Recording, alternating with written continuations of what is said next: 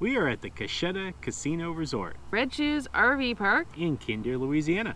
And this is a campground review. Make sure you stay to the end to find out our favorite and least favorite parts of staying at this campground were. Give us a thumbs up.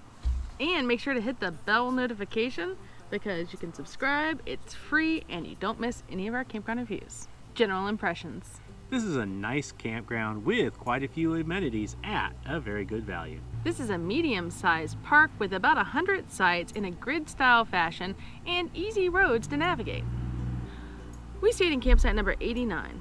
All of their campsites are 80-foot long, cement pad, and they're pull-through, which is really quite nice. Our campsite was mostly level front to back. I did have to let out the airbags a little bit to keep it level in the front since we stayed hooked up. It did have a patio with a picnic table, which was really nice.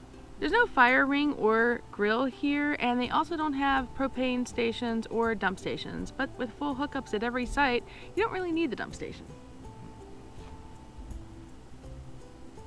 Verizon, Starlink, and the Wi-Fi at the park, which is free, are all good enough for streaming. That's a rare find. It is. The noise level here is mostly quiet. There is a little distant hum of road noise, and we did hear a little train noise already. But what's a good campground without some train noise? Honk, honk, honk. Amenities.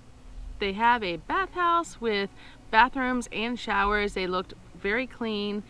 They are located at the back of the park, close to the dog park area. There are also multiple trash bins on every row. The laundry room is quite nice. It is attached to the office though at the front of the park, so it's quite a ways. You're either going to want to take your bike, take a wagon, or maybe take your vehicle because it's quite a hike. But it's a very nice laundry room. It has a change machine and a soap dispenser. They have 4 washers and 4 dryers. It's $1.50 to wash and $1 to dry. They do have a pool, however, it was closed for the season when we got here. Other facilities include a lodge with a fireplace, a nice meeting room area and game room with pool. They have the vending machines there as well as a covered deck area. They also offer a free shuttle to and from the casino from your site 24/7. All you do is call up the number and head into the casino. You got a free ride.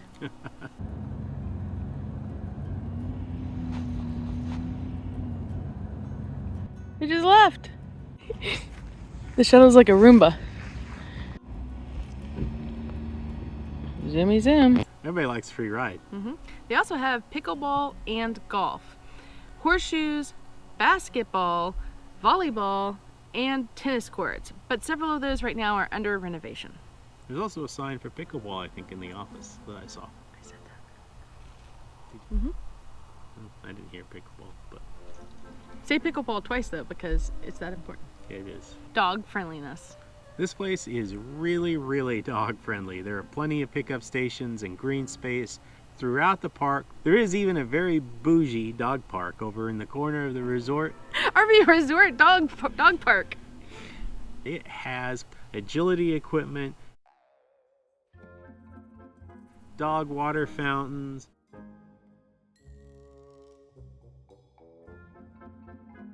plenty of shade, even a nice covered patio area where you can sit on a bench and enjoy the day with your dog. It is one of the largest dog parks that we've seen at any of the RV parks. It's really quite nice. It even has the double gate to make sure your dogs are secure coming into and leaving the area so you get them leashed up. And they have lights for nighttime too. So that's really nice. And you forgot to mention, all of the pickup stations, Fully stocked. fully stocked. And That's even the a most place to important hang part. your dog leash while you're waiting for your dog to finish. Yeah. Camp store.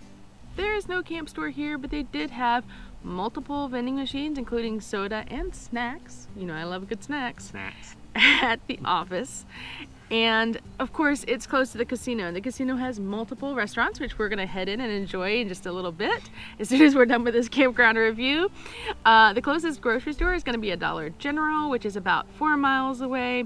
And the closest Amazon locker is Cricketer. Is that how you say that? Cricketer? No idea. Cricketer. At Lucky Longhorn in Vinton, Louisiana, which is about an hour away. So best not to get your packages here, but it's got a lot of amenities, including a Starbucks inside the casino. Camp staff interactions. Well, people, I got called into the principal's office on this one. I usually take care of check-in, but this time I was calling for backup. Yeah, I don't know why this one got put in under my name for some reason. That's normally not the case. And they would not check us in until I came in there and showed her my ID. Yeah, she said that they've had some situations where people have tried to take or have taken other people's reservations, which is kind of crazy. And I don't think that that would be a huge issue because the campground is mostly empty. And also, you don't pay until you check in. So it's not like they'd be staying for free. They'd be the ones paying. So I'm not really sure why that's a problem. But once we got over the little rough patch of trying to get checked in, they were quite kind to us and allowed us to even pick our spot. So I mean, if you pull in here, if you pull into a campground and somebody with the exact same last name as you goes up to the desk and wants to check you in, I mean, the likelihood that you would find somebody with your last name with an open camping spot hasn't checked in. Well, I mean, I just tried it a little interesting. Like I said, it'd be one thing if we'd been paid up, but we had to provide a credit card and pay on entry. So I'm not really sure what the person would be gaining. However, the reservation process is available online or by phone. And additional little note here, you know I love a good cost savings. They do have a hidden fee when it comes to the resort, which we'll get to in just a few minutes when we talk about the price, but they do offer Good Sam's discount, so make sure you tell them if you're a Good Sam's member. Now we get to the part where we tell you what we paid for this campground, as well as share our favorite and least favorite parts of our stay here. Right after you like and subscribe. So if you've gotten to this point in the video and you've enjoyed any part of it, or you've gotten some information out of it, please make sure to like and subscribe. Both of these are free ways that you can help support our channel. Liking makes sure that you see other videos like ours, and subscriptions mean you don't miss another campground review. That's right. So the cost for this campground was $19 for a weekday night. And there was a $9.90 resort fee, which meant that the total cost was $30.92. However, with our Good Sam's membership, they provided a discount which removed the $9.90 fee, and that brought it down to just the $19 plus tax. So around $22. We haven't seen the final bill yet, so we can't say exactly, but around $22. For that price, I would say it takes it from a good value to a great value. Indeed. There was, however, a $50 site deposit, which they didn't really have a great explanation for, but they said they would refund it when we check out. So yeah, I guess we'll figure that out. Yeah, so on check-in, we ended up authorizing like $86, and they told us when we check out, it'll only be around 22-ish. So that's a little bit, because they're going to refund the resort fee as well. So that's a little bit off-putting, but hopefully that will all work out. If not, we'll update you in the comments here. So now let's move on to our favorite and least favorite parts. We'll start off with a negative and then finish up with a positive. What was your least favorite part of this park? The map, and then the directions I got from the map from the person who checked us in. The roads have names, like all of the rows have names, which is really nice, and they have road signs, but the maps don't correspond with that. It's an easy fix. They are easy to navigate, but there are a confusing mix of one-way roads and two-way roads, and then of course you have to pull into the site the right direction, and it did make it a bit confusing to come in. We did find our site fairly easily, but we did. It's just a very easy fix to update the maps so that they reflect the road names, and that way it would make it a lot easier to navigate. Yeah. Okay, my least favorite, as you guys know, is the resort fees. I hate the hidden fees. She loves hidden fees. I hate the hidden fees. So the $9.90 resort fee, I mean, to my mind, yeah, I just call it the actual cost of the campsite. Let's not add on all these additional extra fees and stuff. I am feed out. All right, so let's finish up with the positive. What was your favorite part of this campground? It had to be the dog park.